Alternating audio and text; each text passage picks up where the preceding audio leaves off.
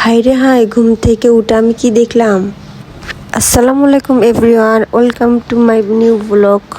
এইমাত্র ঘুম থেকে উঠলাম, ওটা ভাবলাম হয়তো সকাল 9টা বাজে। ওমা, দেখি দুপুর 3টা বাজে।